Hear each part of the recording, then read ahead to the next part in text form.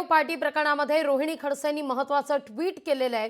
यामध्ये आता कायद्यावर आणि पोलीस यंत्रणेवर माझा पूर्ण विश्वास आहे असं रोहिणी खडसे म्हणतात। प्रत्येक गोष्टीला वेळ हेच उत्तर असतं, योग्य वेळी सत्य बाहेर येईल। जय महाराष्ट्र असं रोहिणी खडसेंचं कालच्या पार्टी संदर्भात ट्विट आहे आणि रोहिणी खडसेंनी अखेर मौन सोडलं असल्याचं पाहायला मिळतंय। या घडीची महत्त्वाची बातमी आपण पाहतोय।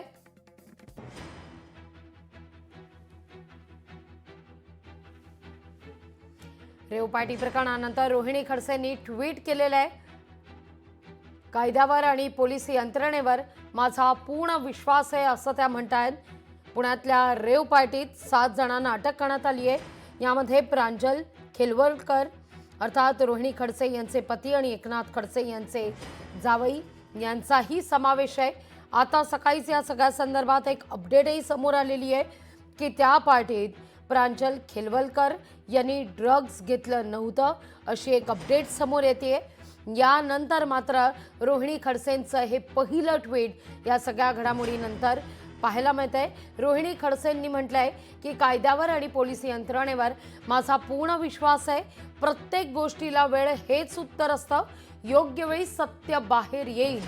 जय महाराष्ट्र असं रोहिणी खडसे ट्विट करतायत।